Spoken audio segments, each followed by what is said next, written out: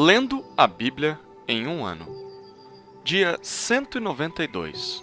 Primeira leitura. 1 Crônicas, capítulo 11, versículo 1, ao capítulo 12, versículo 18. Então, todo Israel se reuniu com Davi em Hebrom, dizendo: Veja, somos do mesmo povo que o Senhor, ó rei. No passado, quando Saul ainda era o rei, era o Senhor quem fazia saídas e entradas militares com Israel. Também, o Senhor, seu Deus, lhe disse: Você apacentará o meu povo de Israel e será príncipe sobre o meu povo de Israel. Assim, todos os anciãos de Israel foram falar com o rei em Hebrom. E Davi fez com eles uma aliança em Hebrom diante do Senhor. E eles ungiram Davi rei sobre Israel, segundo a palavra do Senhor, por meio de Samuel. Davi partiu com todo Israel para Jerusalém, que é Jebus, porque ali estavam os jebuseus que moravam naquela terra. Os moradores de Jebus disseram a Davi: Você não entrará aqui! Porém, Davi tomou a fortaleza de Sião, isto é, a cidade de Davi. Porque Davi disse: O primeiro a atacar os jebuseus será o chefe e comandante. Então, Joabe, filho de Zeruia, atacou em primeiro lugar e foi feito chefe. Assim, Davi morou na fortaleza. Por isso ela foi chamada de Cidade de Davi. Ele foi edificando a cidade ao redor, desde Milo, completando o circuito. E Joabe renovou o resto da cidade. Davi ia crescendo em poder cada vez mais, porque o Senhor dos exércitos estava com ele. São estes os chefes dos valentes de Davi, que o apoiaram valorosamente no seu reino com todo Israel, para o fazerem rei, segundo a palavra do Senhor no que diz respeito a esse povo. Eis a lista dos valentes de Davi: Jasobeão, Acmonita, o principal dos 30. Este brandiu a sua lança contra 300 homens e os matou de uma só vez. Depois dele, Eleazar, filho de Dodô, o Aoita, que era um dos 3 valentes. Este estava com Davi em Pas-damim quando os filisteus se reuniram ali para a batalha. Havia ali uma plantação de cevada, e o povo fugiu dos filisteus. Puseram-se no meio daquele terreno, defenderam-no e mataram os filisteus. E o Senhor efetuou grande livramento. 3 dos 30 chefes desceram a rocha para falar com Davi na caverna de Adulão, e o exército dos filisteus tinha acampado no Vale dos Refaíns. Nessa época, Davi estava na fortaleza, e a guarnição dos filisteus estava em Belém. Davi suspirou e disse: Quem me dera beber a água do poço que está junto ao portão de Belém. Então, aqueles 3 romperam pelo acampamento dos filisteus, tiraram água do poço junto ao portão de Belém e a levaram a Davi. Ele não a quis beber, mas a derramou como libação ao Senhor. E disse: Longe de mim, ó meu Deus, fazer tal coisa. Beberia eu o sangue dos homens que lá foram colocando em risco a sua vida, pois arriscando a sua vida a trouxeram. E assim não a quis beber. São estas as coisas que fizeram os 3 valentes. Também Absai, irmão de Joabe, era chefe de 30. Este, empunhando a sua lança, atacou 300 homens e os matou. E tinha nome entre os 3. Ele era mais nobre do que os 30 e se tornou o chefe deles. Contudo, não chegou aos primeiros 3. Também Benaia, filho de Joiada, era homem valente de Cabzeel e realizou grandes feitos. Ele matou 2 heróis de Moabe. Desceu numa cova e nela matou um leão no tempo da neve. Matou também um egípcio, homem de 2,20 metros de altura. O egípcio trazia na mão uma lança como o eixo do tecelão. Mas Benaia o atacou com um cajado, arrancou a lança da mão dele e o matou com ela. Estas coisas fez Benaia, filho de Joiada, pelo que teve nome entre os primeiros 3 valentes. Era mais nobre do que os 30, porém, não chegou aos primeiros 3. Davi o pôs sobre a sua guarda. Os heróis dos exércitos foram Azael, irmão de Joabe, Elanã, filho de Dodô de Belém, Samote, Arorita, Elis, Pelonita, Irá, filho de Iques, Tecoíta, Abiezer, Anatotita, Sibecai, Uzatita, Alaí, Auíta, Maarai, Netofatita, Haled, filho de Baaná, Netofatita, Itai, filho de Ribai, de Gibeá, dos filhos de Benjamim, Benaia, Piratonita, Urai, do ribeiro de Gaás, Arbiel, Arbatita, Asmavete, Baarumita, Eliaba, Saalbonita, Bene Hassem, Gizonita, Jonatas, filho de Sage, Ararita, Aião, filho de Sacar, Ararita, Elifal, filho de Ur, Éfer, Mequeratita, Aías, Pelonita, Esro, Carmelita, Naarai, filho de Esbai, Joel, irmão de Natã,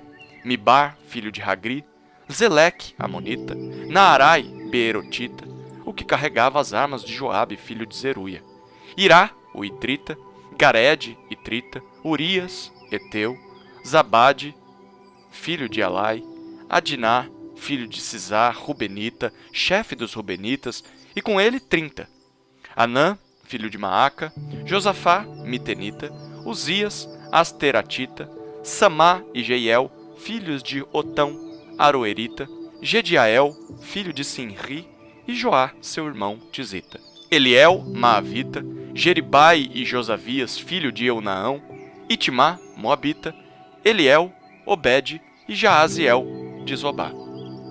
São estes os que vieram a Davi em Ziclag, quando ele estava fugindo de Saul, filho de Quis. E eles eram dos valentes que o ajudavam na guerra. Tinham por arma o arco e usavam tanto a mão direita como a esquerda para arremessar pedras com fundas e para atirar flechas com o arco.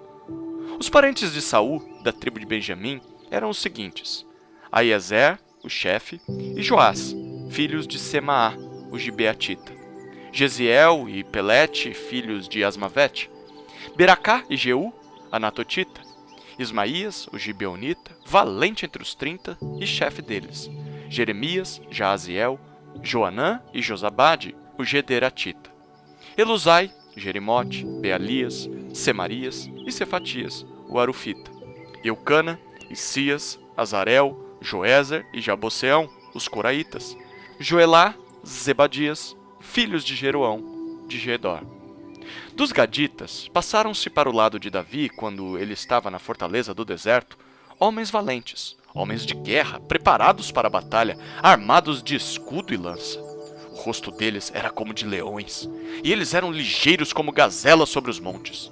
Eram Ezer, o chefe, Obadias, o segundo, Eliabe, o terceiro, Mismaná, o quarto, Jeremias, o quinto, Ataí, o sexto, Eliel, o sétimo, Joanã, o oitavo, Elzabade, o nono, Jeremias, o 10º, Macbanai, o 11º.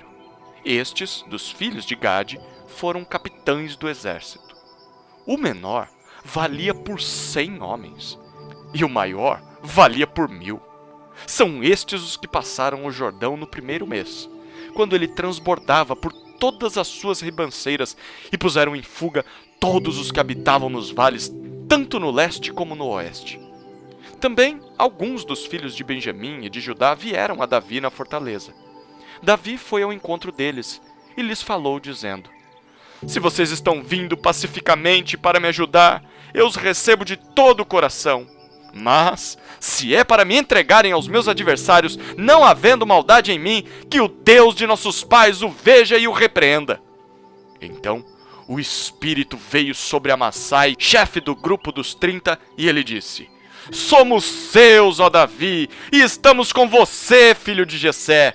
Que a paz, sim, que a paz esteja com você, e que a paz esteja com os que o ajudam, porque o seu Deus é quem ajuda você. Davi os recebeu e os colocou como capitães de tropas. Segunda leitura, Atos, capítulo 28, versículos 1 a 31. Uma vez em terra, verificamos que a ilha se chamava Malta. Os nativos nos trataram com singular humanidade, porque, acendendo uma fogueira, acolheram a todos nós por causa da chuva que caía e por causa do frio. Tendo Paulo ajuntado e atirado à fogueira um feixe de gravetos, uma víbora, fugindo do calor, prendeu-se na mão dele. Quando os nativos viram a víbora pendurada na mão de Paulo, disseram uns aos outros: certamente este homem é assassino, porque salvo do mar, a justiça não o deixa viver. Porém, ele, sacudindo a víbora no fogo, não sofreu mal nenhum. Mas eles esperavam que Paulo viesse a inchar ou a cair morto de repente. Depois de muito esperar, vendo que nada de anormal lhe acontecia, mudando de opinião, diziam que ele era um deus. Perto daquele lugar havia um sítio que pertencia ao homem principal da ilha, chamado Públio, o qual nos recebeu e hospedou com muita bondade durante 3 dias. Aconteceu que o pai de Públio estava enfermo de disenteria, ardendo em febre. Paulo foi visitá-lo e, orando, impôs-lhe as mãos e o curou. À vista deste acontecimento, os demais enfermos da ilha vieram e foram curados, os quais nos distinguiram com muitas honrarias. E tendo nós de prosseguir viagem, nos puseram a bordo tudo o que era necessário. 3 meses depois, embarcamos num navio de Alexandria, que tinha passado o inverno na ilha. O navio tinha por emblema os deuses gêmeos Castor e Pólux. Chegando a Siracusa, ficamos ali 3 dias.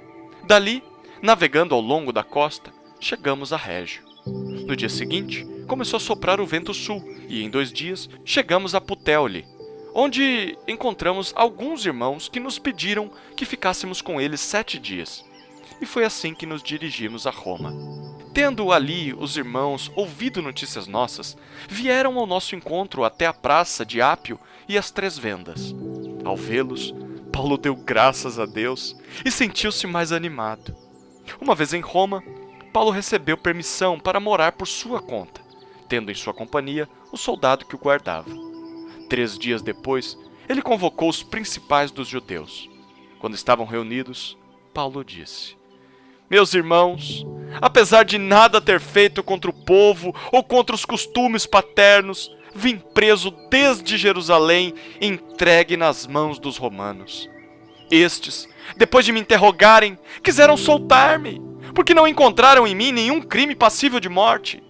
Diante da oposição dos judeus, fui obrigado a apelar para César, não tendo eu, porém, nada de que acusar o meu povo. Foi por isto que pedi para vê-los e para falar com vocês, porque é pela esperança de Israel que estou preso com esta corrente. Então, eles lhe disseram: nós não recebemos da Judéia nenhuma carta que falasse a respeito de você. Também não veio qualquer dos irmãos que nos anunciasse ou dissesse algo de mal a seu respeito. Mas gostaríamos de ouvir o que você pensa, porque sabemos que em todos os lugares essa seita é contestada. Tendo eles marcado um dia, foram em grande número ao encontro de Paulo no lugar onde ele residia. Então, desde a manhã até a tarde, lhes fez uma exposição em testemunho do reino de Deus, procurando persuadi-los a respeito de Jesus, tanto pela lei de Moisés como pelos profetas. Houve alguns que ficaram persuadidos pelo que Paulo dizia. Outros, porém, continuaram incrédulos. E havendo discordância entre eles, começaram a ir embora. Mas, antes que saíssem, Paulo disse essas palavras: bem falou o Espírito Santo aos pais de vocês por meio do profeta Isaías, quando disse: vá a este povo e diga, ouvindo, vocês ouvirão e de modo nenhum entenderão. Vendo, vocês verão e de modo nenhum perceberão. Porque o coração deste povo está endurecido. Ouviram com os ouvidos tapados e fecharam os olhos, para não acontecer que vejam com os olhos, ouçam com os ouvidos, entendam com o coração, se convertam e sejam por mim curados. E Paulo concluiu: portanto, fiquem sabendo que esta salvação que Deus oferece foi enviada aos gentios, e eles a ouvirão. Ditas estas palavras, os judeus foram embora, tendo entre si grande discussão. Durante 2 anos, Paulo permaneceu na sua própria casa, que tinha alugado, onde recebia todos os que o procuravam. Pregava o reino de Deus e com toda a ousadia ensinava as coisas referentes ao Senhor Jesus Cristo sem impedimento algum. Terceira leitura. Salmos, capítulo 9, versículos 1 a 12. Ao mestre de canto, segundo a melodia A Morte para o Filho. Salmo de Davi. Eu te louvarei, Senhor, de todo o meu coração. Contarei todas as tuas maravilhas. Em ti me alegrarei e exultarei. Ao teu nome, ó Altíssimo, eu cantarei louvores. Pois, ao retrocederem os meus inimigos, tropeçam e somem da tua presença. Porque defendes o meu direito e a minha causa, no trono te assentas e julgas retamente.